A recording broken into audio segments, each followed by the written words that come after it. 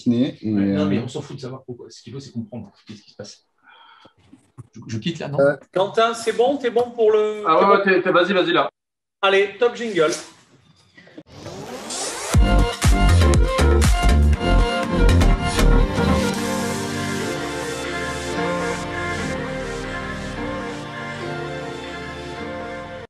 Bonjour à tous, la semaine a été marathon, on a mis sur orbite un certain nombre de collectifs géographiques, on a fait le tour de l'Afrique et c'était déjà depuis Marseille.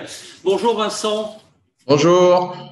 Tu nous as aidé avec Denis Berger, que l'on salue. Je crois qu'il est toujours en Afrique, d'ailleurs, actuellement, à la mission orbite du collectif Afrique, les collectifs géographiques, les dom-tom qui ont rejoint le village francophone. On a mis sur orbite, eh bien, 3 nouveaux collectifs technologiques, le collectif technologique IA, le collectif technologique blockchain et le collectif technologique Tech for Good. Et là, eh ben, on va pas les mettre sur orbite parce qu'on va pas faire tout le temps en même temps. On va commencer à préparer la dynamique, à mobiliser les territoires. Et c'est vraiment avec un grand plaisir, Vincent Richer, eh bien que d'abord, j'ai accepté ta proposition dès aujourd'hui de mobiliser le village francophone autour d'une des problématiques technologiques importantes, l'IoT. L'IoT, acteur d'excellence, enfin levier d'excellence pour de nombreux territoires, et c'est clair qu'il y a de nombreux pôles d'excellence sur le sujet, et bien sur la région. C'est bien ça, Vincent Richer? Oui, l'IoT est une des technos thématiques importantes sur la région sud et sur le 13 en particulier. On a historiquement le cluster, le pôle SCS et l'ancien RFID. CNRFID, je crois. Voilà, CNRFID qui est devenu ConnectWave, qui a permis de référencer et labelliser dans les normes qui vont bien aujourd'hui en France avec le ministère de l'économie, le RFID, et qui a étendu sur la partie IoT. Voilà. Bon, écoutez, justement, merci aux premiers territoires qui ont accepté d'être fondateurs de ce collectif IoT. Dans les jours, dans les semaines à venir, eh bien, il y aura un calendrier puisqu'il y a 5 P pour construire un collectif au sein du village. Des participants, des partenaires eh bien, engagés, c'est le premier P, il y en a de nombreux autour de la table. Un planning événementiel, il sera produit dans les jours à venir. Eh bien, des programmes d'innovation collaboratifs, là aussi, je crois que c'est votre devoir de vacances. Des plans d'action coordonnés et des partages de revenus. Je crois que la copie est bien entamée. Vincent, je te laisse avec les 5 P et ton écosystème mettre un petit peu, commencer à ouvrir les travaux. Merci et à tout à l'heure pour la suite de nos aventures. Moi, je vous retrouve à quelle heure? Dans 1 heure environ, un peu moins, pour également un autre focus sur les 5G et sur l'infrastructure avec le collectif qui va le mettre également sur orbite. Bon travail. Merci. Donc, on a aujourd'hui plusieurs territoires autour de la table, même si on est tous à distance.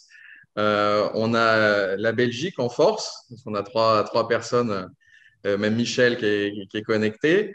On a du côté d'Angers, Reynald, et on devrait avoir le pôle SS qui devrait nous rejoindre, mais ils sont en plein AG. Donc, au pire, Fabienne de Thomas m'a passé les éléments, donc je présenterai le pôle SCS qui est basé à Rousset, donc à côté d'Aix-en-Provence.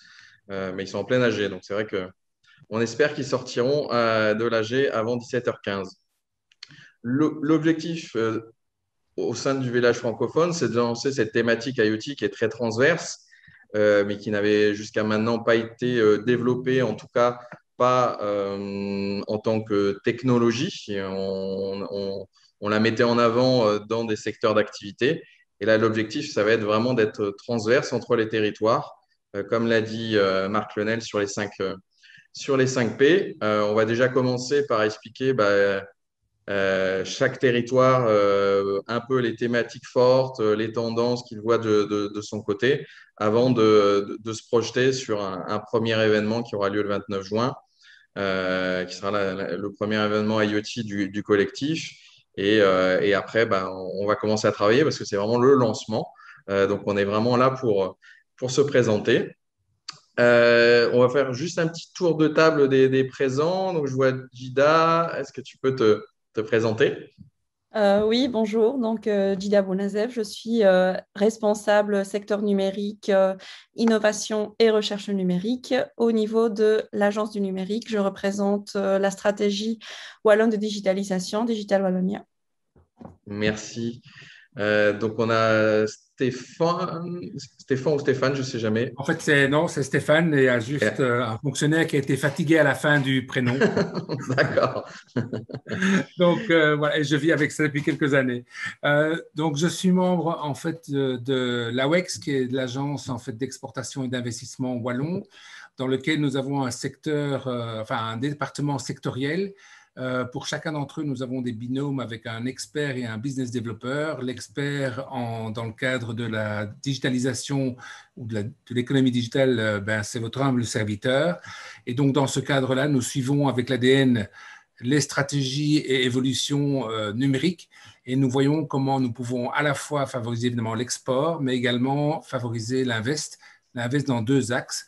L'axe évidemment d'avoir des investisseurs locaux en Wallonie, mais également l'axe de transfert de compétences, de connaissances. Et donc ça, c'est clairement quelque chose d'important, notamment dans le cadre européen, car là, nous devons avoir une masse critique dans certaines actions. Et donc, ce sera un plaisir de travailler dans ce collectif. Très bien. On a normalement aussi Isabelle. Oui, bonjour à tous. Bonjour. Moi, je suis expert au sein de l'Agence du numérique en territoire intelligent. Et donc, je suis en charge en fait du projet Smart Région, les différents projets Smart City et l'Open Data territorial pour lequel l'IoT est un des éléments. Ok. Merci Isabelle. Michel, est-ce que tu veux nous faire un petit mot? Non, ben oui, bien sûr, évidemment. Non, simplement pour saluer nos amis wallons, te saluer Vincent, te saluer toute l'équipe. Moi, je me présente un peu comme un évangéliste, un prosélyte, un agitateur de foule. Donc, j'essaye de mobiliser nos écosystèmes wallons. Et ben voilà, je suis fidèle au poste. Merci Michel. On a Reynald du côté de d'Angers, secteur d'Angers. Est-ce que Reynald, tu es là? Ouais. Ah, on t'entend pas, Reynald.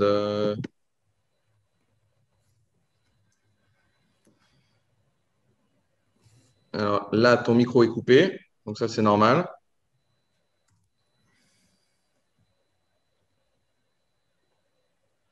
Ouais, bah, je pense que là, ton micro est ouvert, mais on a zéro son. Donc, en attendant. Là, ça devrait être mieux. Ah ouais, très bien, Reynald. Donc voilà, les avantages de la technique, on s'est aperçu qu'avec toute la diffusion qu'on a fait aujourd'hui, on a eu beaucoup de problèmes. Donc oui, bonjour Reynald Verquin, une Wallonie forcément en nombre, hein, puisque Verquin, vous doutez, je suis du bon côté de la Belgique, puisque je suis moi-même wallon, mais émigré à Angers, à cette belle ville d'Angers dont on va parler bien sûr, sur notamment cette labellisation French Tech qui a été décernée il y a quelques années sur la cité de l'objet connecté. Donc Angers, un territoire d'excellence dans le domaine de l'électronique avec des acteurs significatifs comme le groupe Lacroix, qui sont des opérateurs importants. Donc, on va essayer d'apporter un peu l'éclairage de la démarche qui a été un petit peu différente sur notre territoire, qui a été une démarche avant tout d'implication citoyenne et d'usage. Jusqu'à présent, les objets connectés, on les avait toujours catégorisés comme des solutions techniques, notamment pour résoudre des problématiques industrielles ou des problématiques de smart building. Aujourd'hui, les équipements font de plus en plus présence dans notre quotidien. Donc, on va essayer un petit peu d'analyser ça et de partir, je dirais, de la fonctionnalité même de l'objet connecté, de son intérêt et de comprendre un peu quels sont ce type d'équipements, à la fois pour des petits territoires et que ce n'est pas uniquement l'apanage des grandes villes, des grands territoires. Donc, on fera un petit parallèle sur l'ensemble et notamment sur le projet Angevin avec grand plaisir. Bien sûr. Et puis, en tant que rédacteur en chef de Ville Intelligente Mag, oui, tout à fait. Ville Intelligente Mag, tu auras une vision aussi globale oui. des usages. Médias qu'on a développé justement pour cet aspect pédagogie, où il nous semblait important de pouvoir expliquer un petit peu, de manière un petit peu différente, notre vision et puis partager et mettre en avant tous les acteurs qui construisent la ville de demain. Donc, Ville Intelligente Mag accompagne les startups, les entreprises, les collectivités territoriales. Donc, c'est média associatif. Et on a déjà aussi beaucoup en partenariat avec la Wallonie et le Québec. Donc, on diffuse uniquement en français sur des problématiques territoriales. Donc, on va suivre et on va intervenir. Très bien.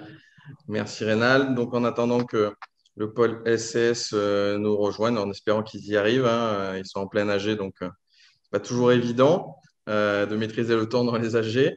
Donc, pour ceux qui ne savent pas, le pôle SCS est un pôle de compétitivité mondiale donc, dédié aux technologies numériques qui est basé en région Provence-Alpes-Côte d'Azur et à Rousset en particulier. Il regroupe aujourd'hui plus de 300 acteurs industriels, grands groupes, PME, start-up. Et les différentes thématiques qu'il touche sont autour donc l'Internet des objets, la microélectronique, la sécurité numérique et le big data et IA. Voilà, ils sont historiquement connus sur la partie microélectronique, Internet des objets et sécurité, le big data et l'IA étant arrivé dans un deuxième temps. Donc voilà, c'est un gros acteur français au même titre qu'Angers, Toulouse. Voilà, c'est, on va dire, 3 territoires français qui sont importants. Avant de faire un focus donc sur la France, on va commencer par nos amis wallons. Donc c'est Gida, c'est toi qui commences, c'est ça? Oui, c'est moi. Hop. Voilà, je ne sais pas si vous voyez mon écran. Très bien. Très bien. Tout est OK. Déjà, pour commencer, nous sommes vraiment ravis de cette initiative-ci. Hop, alors, nous sommes vraiment ravis d'être ici et de savoir que l'écosystème IoT va prendre de plus en plus d'ampleur aussi au niveau international. Donc, nous sommes vraiment ravis d'être ici et bien sûr ouverts à la collaboration.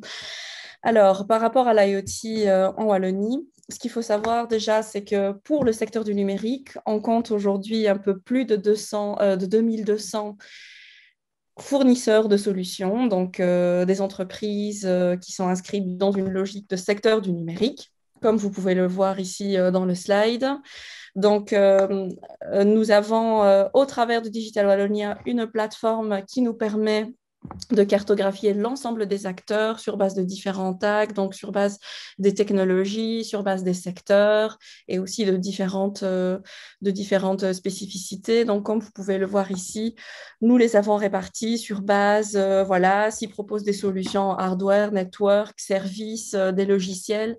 Et vous pouvez voir ici le focus plus précis sur l'ICT Advanced. Donc, nous parlons ici des technologies avancées dans l'IA, l'Internet des objets, tout ce qui est réalité virtuelle, la robotique, etc. Alors, aujourd'hui, nous allons parler de l'écosystème IoT Wallon.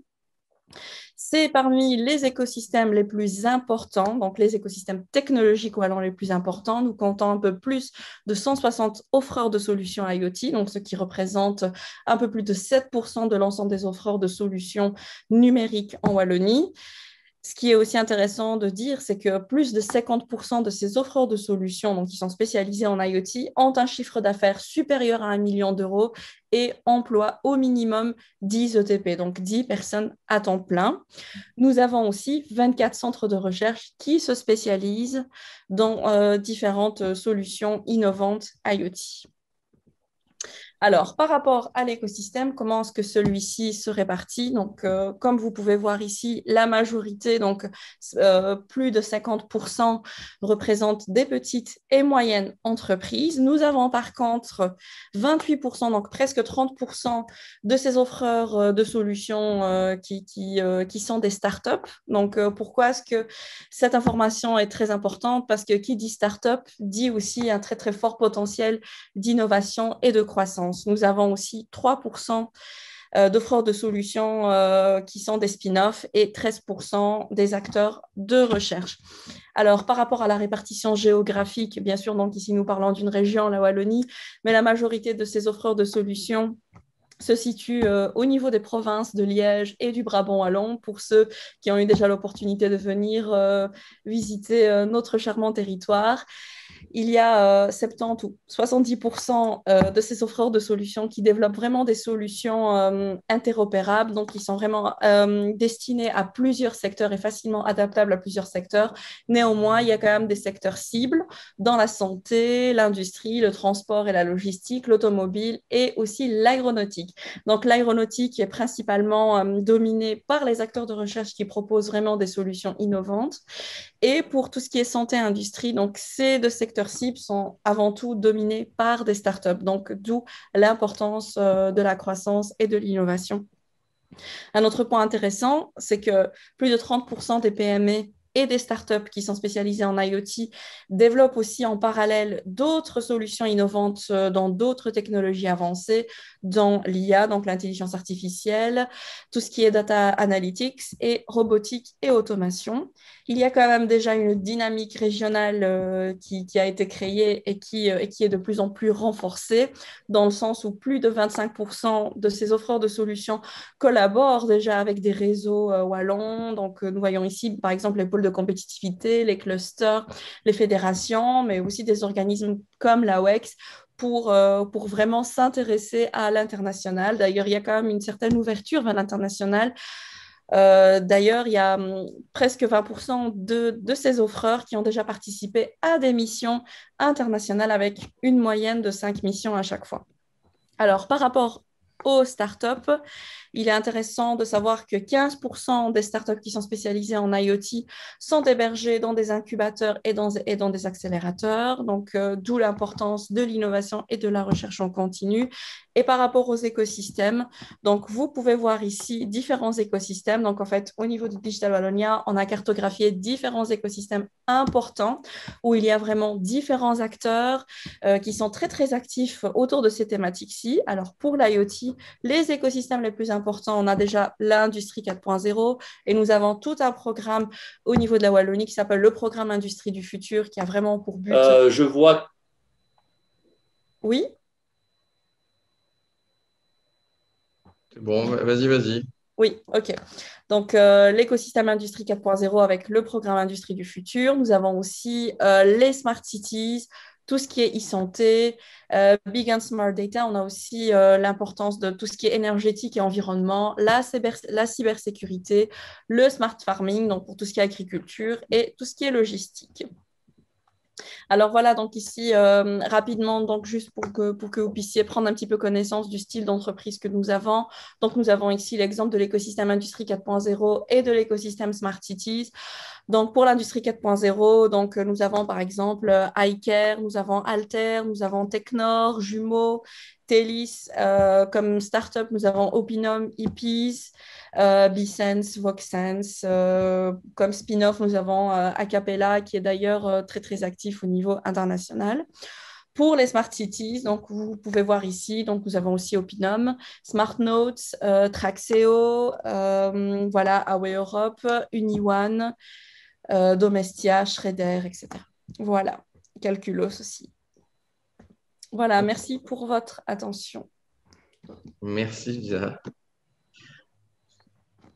Isabelle, est-ce que vous voulez faire un focus sur Oui, la Smart City? rapidement, pour cadrer avant le petit échange, je dirais au niveau de la Smart City, l'important, c'est d'avoir une approche projet qui construise une vraie chaîne de valeur où l'IoT a sa place sur la partie infrastructure, certainement, donc qui est au milieu, je dirais, de cette chaîne, qui doit aller de bout en bout entre une plateforme qui permet de mieux gérer les services plutôt administratifs au sein d'acteurs du territoire et aussi des applicatifs, généralement sur smartphone, qui permettent à l'usager de directement utiliser ces différentes solutions.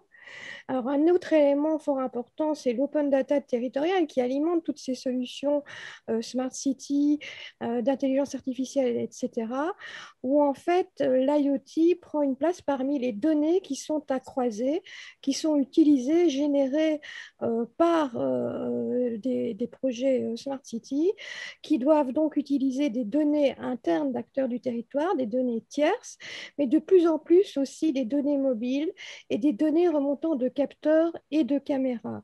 Et donc, c'est à ce niveau-là où les capteurs peuvent être Wi-Fi, peuvent être aussi des capteurs de crowdsourcing qui remontent directement du citoyen.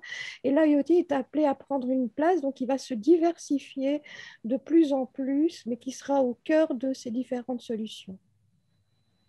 Très bien. Euh, Très bien, très bien. Ce qui est important, on parlait un petit peu, la Smart City, les objets connectés, c'est aussi la cyber. Donc, ça sera un des sujets qu'on abordera aussi parce que, effectivement, les objets connectés sont très, très attaqués et souvent peu préparés au démarrage à la cyber. Donc, ce sera un des sujets qu'on abordera dans ces prochaines semaines et prochains mois. Stéphane, est-ce que vous vouliez apporter une précision? Je vais juste peut-être ajouter une dimension qui est la dimension de nos entreprises vis-à-vis de l'international, et ça complétera évidemment le message de Gilda et de Isabelle. C'est que la première chose, c'est que clairement cette technologie est intégrée avec d'autres, et ça c'est évident, mais c'est vraiment tout le challenge de la data collection que l'on va avoir dans le futur. La deuxième chose, c'est que nous voyons, et notamment on a fait récemment une recherche pour un investisseur avec plus d'une trentaine d'entreprises dans le secteur wallon, que ce soit dans le domaine de la logistique, du smart farming, de life science, mais également évidemment de l'industrie 4.0. Et nous avons eu concrètement une trentaine d'entreprises qui nous ont confirmé systématiquement l'IoT comme étant un élément critique de leur chaîne de valeur numérique. Alors, à titre d'exemple, c'est tout le life science, évidemment, vous l'imaginez très bien avec tout le supply chain, notamment de end-to-end, et notamment la garantie de froid. Mais ça va jusqu'à la maintenance d'équipements, par exemple, dans les aéroports pour la logistique ou les ports, ou les futurs, je dirais, éléments dans le cadre du sport and entertainment, donc ce que nous appelons la gamification de l'expérience des fans, où quelque part l'IoT va également là aussi apporter. Donc, c'est très divers et en fait, tous les secteurs sont touchés de façon intrinsèque. Et ces entreprises sont clairement en recherche de l'implémentation de ces technologies et donc, par conséquent, en recherche d'acteurs. Alors, soit d'acteurs locaux, comme ils ont été très bien présentés par Gilda et Isabelle, mais également d'acteurs internationaux lorsqu'on a des maillons manquants. Et il est clair que toutes les régions ont des maillons manquants, à gauche ou à droite. Et donc, c'est là où, évidemment, je sors ma grosse casquette de trader, entre guillemets, internationale. C'est que là, on doit jouer des collaborations, et notamment des collaborations européennes, pour pouvoir avoir justement les domaines end-to-end couverts, parce qu'une société va avoir, en fait, plusieurs types de data collection, plusieurs types d'IoT, et tout cela, évidemment, fusionné dans de l'intelligence data. Et donc, ça va demander des connaissances de plus en plus précises et donc des collaborations. Merci Stéphane. Et, bon, effectivement, on le sait, quels que soient les territoires, qu'ils soient régionaux, nationaux, on se rend compte que même si on travaille sur les mêmes sujets, en tout cas sur le terme général, on n'est pas forcément concurrents directement, mais plus complémentaires. Et c'est en ça aussi, je pense que ce sera intéressant dans les mois qui viennent de voir un peu sur quoi on peut travailler. On parlait de data et autres. C'est un des sujets qu'on a évoqué avec le cluster numérique Made in Soft de la région sud. On avait dans la semaine une intervention autour de l'agriculture et notamment on parlait d'IoT et de données et autres et que chacun avait une part de données mais pas forcément comme les Américains des données suffisantes pour pouvoir avoir des IA on va dire qui fonctionnent bien avec l'IoT de manière pertinente. Et c'est vrai que la mutualisation des données, si elles sont bien faites, ça peut aider chacun, et notamment l'Europe, un peu à se battre face aux GAFA, parce qu'on est souvent meilleur dans les algorithmes, mais on est beaucoup moins bon en nombre de données, donc les algorithmes ne peuvent pas rattraper le nombre de données. Et c'est vrai que ça peut être une vraie plus-value entre Européens de travailler notamment sur ces sujets-là, que ce soit sur la gestion des données, des IoT et la sécurité, parce que, enfin, je le répète, la cyber, c'est un gros sujet dans plein de domaines, mais dans l'IoT, souvent, c'est une grosse passoire. Donc, c'est des gros sujets. Je ne sais pas si vous avez les mêmes en Belgique. En tout cas, au niveau entreprise, je peux confirmer que oui, à la fois au niveau, je dirais, international que local, ce sujet de cybersécurité end-to-end, il inclut le edge, comme on dit en anglais, et quelque chose de très chaud. Mais je pense que mes collègues de l'ADN vont encore le confirmer beaucoup plus. Oui, en effet, en fait, en Wallonie, on a donc un tissu économique fait de petites structures et avoir en interne des experts cybersécurité pour nos startups et nos petites structures, c'est assez compliqué. Et malheureusement, bien, les règles européennes sont faites aussi de telle façon qu'on n'a pas réellement pu leur faire bénéficier des aides d'expertise cybersécurité au cours du développement de leurs produits, de la recherche, etc. Donc, ceci est en cours d'évolution. Je crois qu'on doit, au niveau européen, faire évoluer les choses pour permettre ces coups de pouce au niveau cybersécurité dès le développement des produits et services, et que c'est à ce niveau-là qu'on a pris un certain retard. Ouais, c'est clair. Bon. Est-ce que vous voulez rajouter quelque chose, Gida, peut-être? Oui. Donc, juste par rapport à ce point-ci, il y aura quand même énormément de choses qui vont avancer positivement en Wallonie, dans le sens où il y a un petit peu, voilà, donc une fourchette de 20 millions d'euros à la disposition de la Wallonie pour vraiment mettre en place différentes actions en termes de cybersécurité. Donc, Très bien. je pense que les choses vont vraiment bien avancer. Si je peux m'immiscer dans le débat, Vincent. Oui, rapidement. j'allais te demander, toi qui es de l'autre côté de Eh bien, l'Atlantique. Eh bien, je vais réunir les deux mondes et je vais traverser l'Atlantique en un temps record. Juste pour illustrer le propos, on a un investisseur québécois qui a investi lourdement en Wallonie, et je parlerai d'André Saint-Saëns et du groupe REA, dans le domaine de la cybersécurité et qui met aujourd'hui sur pied le centre de cybersécurité de l'Agence spatiale européenne à Redut. Voilà, à titre d'illustration d'une technologie qui bouge parce que André est québécois, il a investi en Belgique. Je sais qu'il a des projets sur la cybersécurité au Québec, juste pour illustrer le passage d'un territoire à l'autre. Ouais.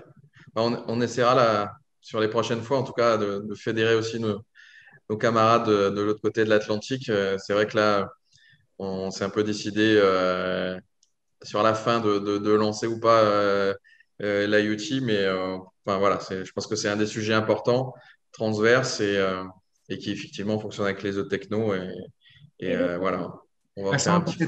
Juste pour compléter, pour rebondir rapidement sur ce que Michel a dit, Michel a oublié, enfin, on est en train de travailler sur un autre dossier qui est en fait une prolongation parce qu'en fait, on est justement en train de travailler aussi avec REA dans le cadre de la cybersécurité.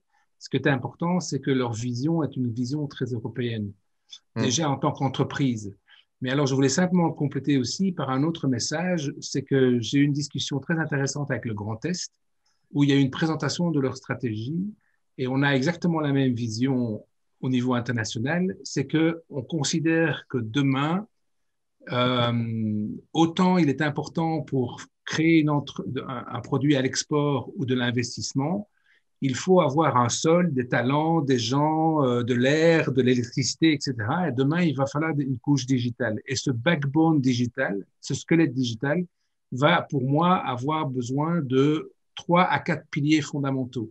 Un, c'est de l'équipement, qu'il soit produit en Europe ou pas, mais la chaîne ne doit pas être interrompue.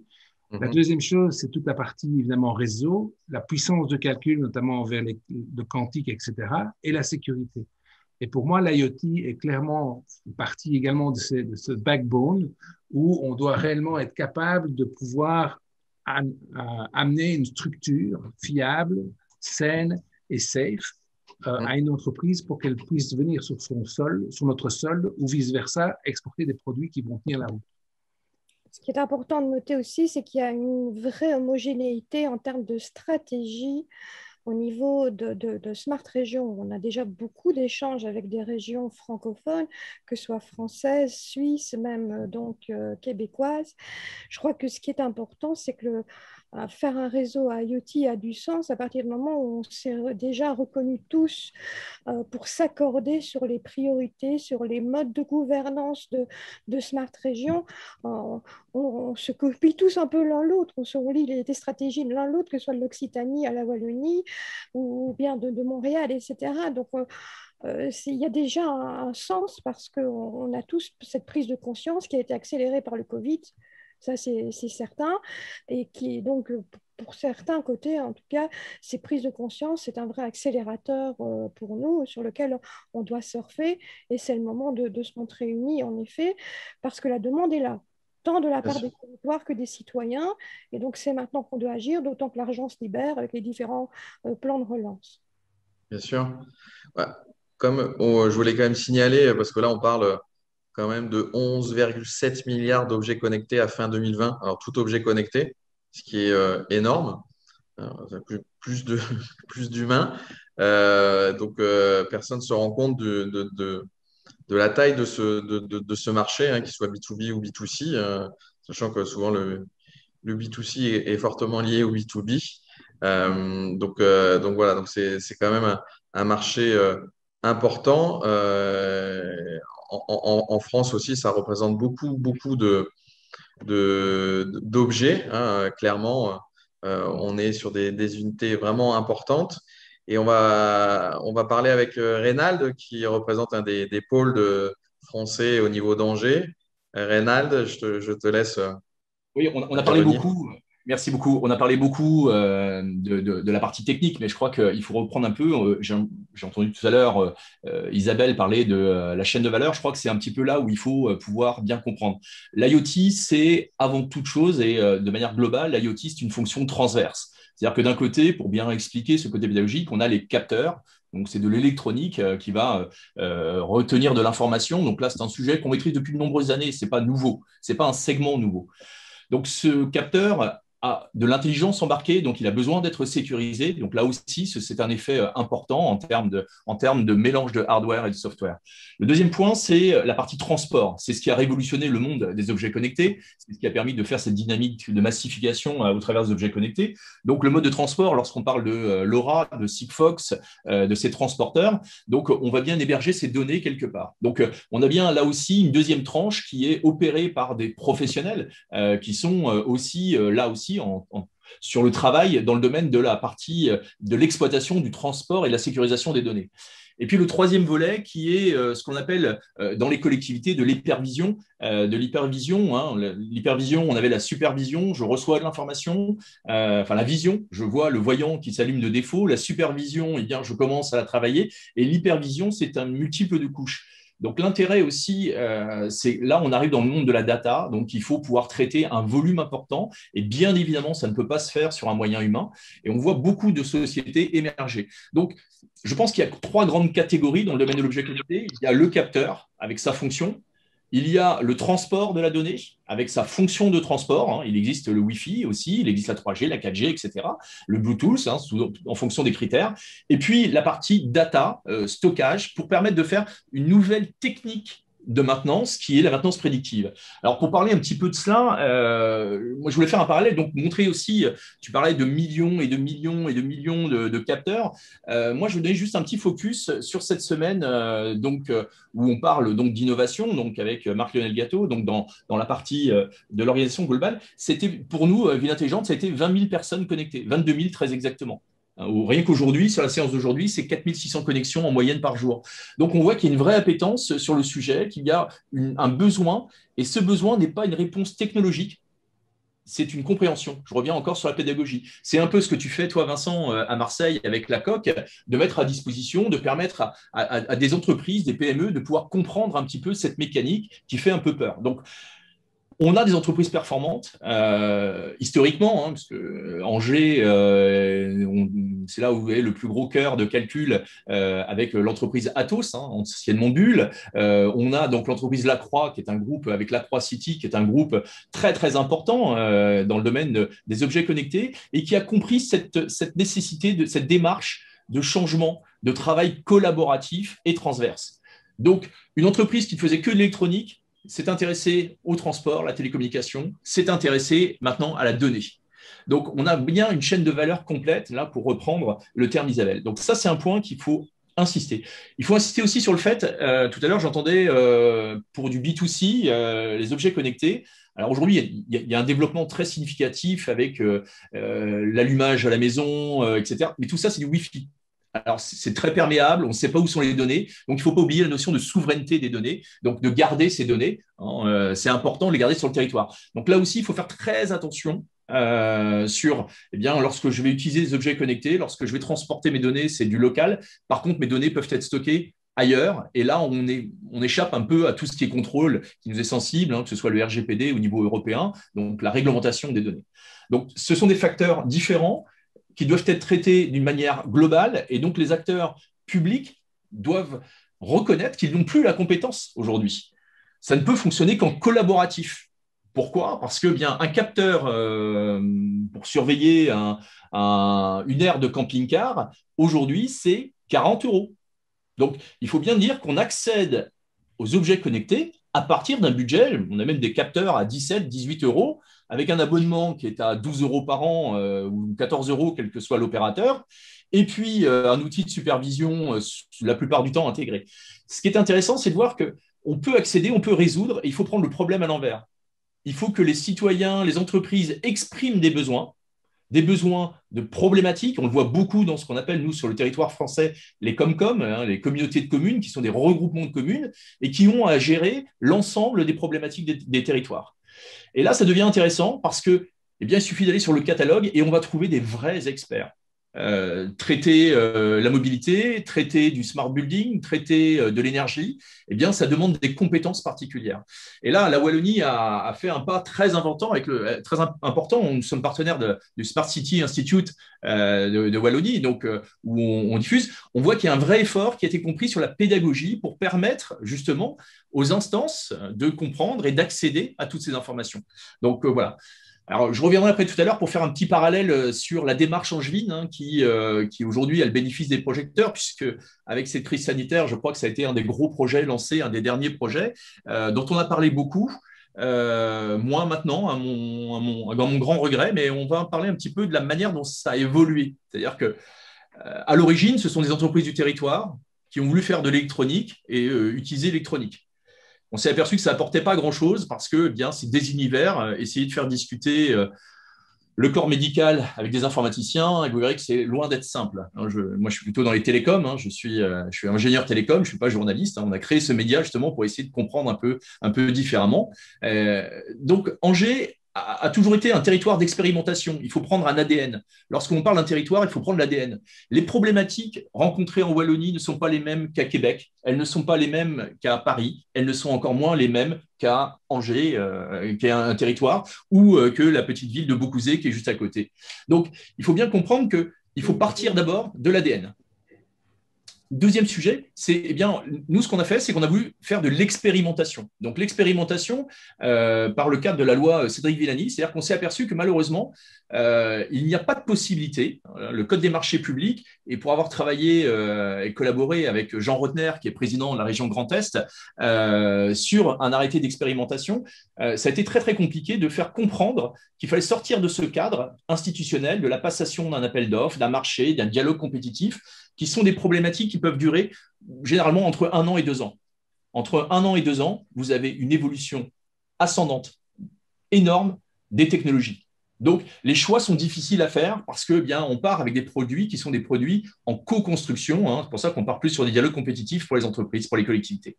Mais là aussi, je reviens, le cadre de la loi Cédric Villani a permis de passer les territoires de 25 000 à 90 000 € en expérimentation. C'est-à-dire que n'importe quelle collectivité peut s'équiper, répondre à une problématique. Et c'est là où aujourd'hui, la Wallonie a un avantage énorme, c'est qu'il y a une plus grande souplesse. Alors, je ne connais pas bien, mais je laisserai Michel présenter sur le Québec. Je ne connais pas bien le fonctionnement, mais c'est un système juridique qui est un peu plus, au niveau des territoires, un peu plus orienté, comme le continent américain, que j'ai la chance de bien connaître. Cette lourdeur administrative, cette peur en France, je détiens la data, moi je travaille dans le Wi-Fi, les ondes électromagnétiques, alors qu'aujourd'hui, ça n'a plus aucun sens, ces ondes électromagnétiques. Donc, il faut vraiment faire très très attention de bien expliquer et apporter une vraie pédagogie. Soit on reste dans le milieu industriel, mais si on va vers ce qu'on appelle la Smart City, je préfère appeler territoire intelligent, Smart City, c'est un terme marketing de 2006, eh bien, il est important d'accompagner et d'expliquer, d'où l'intérêt en fait de ces actions que l'on mène. Voilà, j'ai pris beaucoup de paroles, mais je vous reparlerai d'Angers plus techniquement plus après. Merci. Si je peux rebondir par rapport à la Wallonie, on a donc ce programme Smart Région, c'était pour mettre cette gouvernance qui permettait de faire se rejoindre la demande et l'offre. Et donc, vous avez parlé, on a des référents académiques, le Smart City Institute, Futurocité pour la donnée, etc. On a aussi toute cette logique d'appel d'offres qu'on co-construit avec la demande et l'offre et qu'on finance. Ce sont des formes de projets pilotes, mais on a mis ça en place pour aussi donc construire les vraies chaînes de valeur au niveau de l'offre et faire construire aussi des partenariats parce qu'on n'est plus dans une logique de concurrence entre acteurs, mais bien de chaînes de partenaires qui répondent à des vrais besoins à exprimer, qu'on aide à exprimer et surtout on a fait une charte Smart Région où on a défini des points très importants qui définissent des termes comme l'interopérabilité, l'ouverture des solutions, la souveraineté de la donnée et faire en sorte que ce soit inscrit tant au niveau de la demande dans les cahiers des charges des collectivités, des communes, etc., mais aussi que ce soit mis dans l'ADN des différents prestataires qui fassent en sorte que leurs produits et services englobe ces critères devenus adoptés par tous d'interopérabilité, d'ouverture et de mise au cœur de la donnée qui doit être donc la gouvernance des acteurs du territoire. Complètement. Et c'est vraiment, merci d'insister Isabelle, c'est vraiment très important. C'est ce passage que l'on a eu dans les années 2010 de grosses sociétés qui pensaient que la donnée était un or noir et on s'est tout de suite aperçu que c'est un or qui coûtait très très cher à extraire du sol et à traiter encore plus.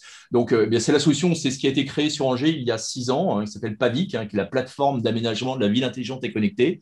Pavic est un moteur, un véhicule qui a permis de rassembler avec une gouvernance le territoire, donc la collectivité, donc une association loi 1901, l'univers académique, donc les universités comme l'École supérieure de l'électronique de l'Ouest ou les EP qui sont qui travaillent notamment dans la green tech et dans la sécurité, donc des universités et des entreprises privées. Et des entreprises privées avec 2 niveaux, principalement bien évidemment les grands groupes qui sont toujours venus par appétence et par intérêt pour comprendre parce qu'ils étaient eux-mêmes en mutation il y a 10 ans.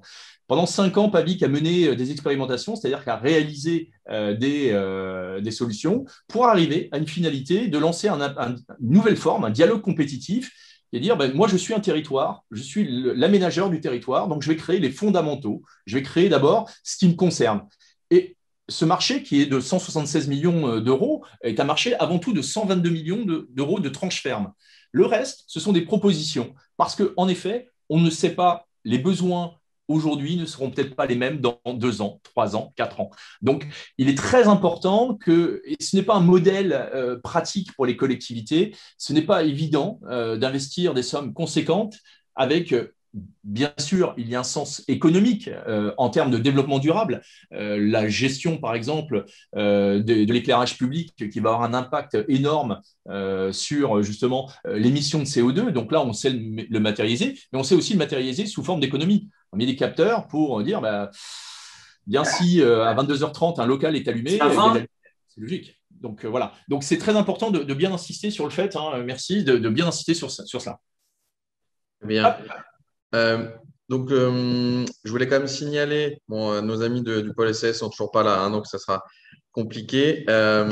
Signaler qu'en France, c'est quand même plus de 1123 acteurs référencés à la fin 2020 au niveau de l'IoT. En France, on est quand même beaucoup plus dédié sur les objets, sur la partie hard que sur la partie service. Ça, c'est important. Et après, par rapport au marché mondial, et pareil sur les plateformes, on est plutôt en avance aussi par rapport au marché mondial. Pour faire un focus sur le pôle SCS, donc c'est plus de 300 adhérents. Pour info, c'est quand même plus de 290 projets financés et plus d'1 milliard d'investissements de R&D réalisés par 446 entreprises et 157 laboratoires de recherche. Voilà, c'est un gros acteur au niveau national et au niveau régional du développement collaboratif, de l'innovation, de l'objet connecté notamment. Alors, normalement, je crois qu'on avait jusqu'à 17h15.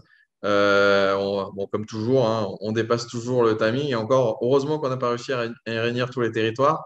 Mais au moins, ce qui était intéressant, c'est qu'on a pu discuter des sujets. Donc, avant de finir, je pense que c'est pas mal que chacun conclue, donne une orientation des tendances de sa vision. Mais ce qui était vraiment intéressant, voilà, c'est ces échanges-là d'experts et de vision de territoire.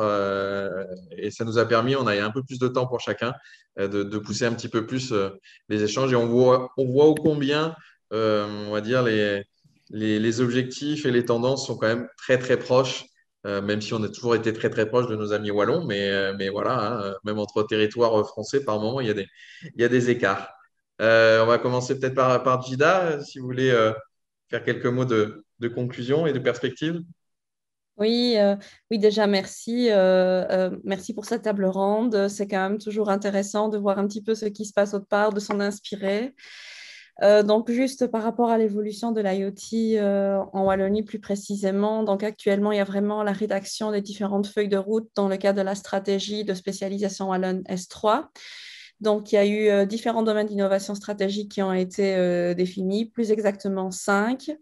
Et donc, par exemple, pour l'IoT, entre autres, donc l'IoT vraiment définie comme une des innovations stratégiques à vraiment favoriser, à soutenir. Donc, il y aura, je sais pas, je crois qu'on a des parasites en même temps. Non, on s'en fiche, c'est Marc Lionel, mais il est toujours en retard. C'est Marc Lionel qui va reprendre le lead, mes amis. Rénal, il faut conclure. Oui, on est dans la conclusion, t'inquiète, Marc Lionel. Allez, il vous reste 30 secondes, c'est confus, les amis. Ah, un peu plus, Marc Lionel. Non, et 19, et 1 minute, et après on vous sort du canal, on est vachement tolérant. Allez, dépêche-toi, Vincent. Bon, je pense qu'on va faire une conclusion, je suis désolé. Donc là, on va se donner rendez-vous au premier événement, l'IoT Business Day, qui a lieu le 29 juin donc sur Marseille. Vous avez l'image là, qui aura lieu en virtuel et à la Coque à Marseille. En virtuel, on aura un concours de pitch Smart City et Smart Industry avec le village francophone et des conférences sur ces différents sujets-là. On communiquera rapidement auprès de tout le monde et des territoires et des autres territoires qui n'ont pas pu être présents aujourd'hui. Merci beaucoup. Désolé, finalement, heureusement qu'on n'était pas si nombreux que ça parce qu'on a pu bien discuter. Marc Lionel, je te rends la parole. Ah, au banc, c'est bon. Allez, viens avec moi sur le plateau quand même. Bonjour à tous, merci, on est en direct. Merci donc à notre collectif IoT. Beau démarrage, hein. Franchement, bravo au collectif wallon, évidemment marseillais, le collectif d'Angers et tous les fondateurs du collectif IoT. Alors, de l'Internet des objets, eh bien, au réseau, à l'infrastructure, il n'y a qu'un demi-pas. Et ce demi-pas, on va le franchir dans notre dernier panel de la semaine. C'était une semaine marathon. Ce n'est pas terminé puisque je vous rappelle qu'à 18h30, nous remettrons les prix de toutes ces sessions de pitch. Il y en a eu plus de 15, ça a été phénoménal. Et puis, les prix également des gagnants de l'édition du CES, de la Hannover Messe, des Human Tech Days. Bref, tout le premier semestre, ça c'est à 18h30. Mais je suis très heureux de mettre sur orbite avec nos invités prestigieux le panel 5G. C'est juste après le jingle.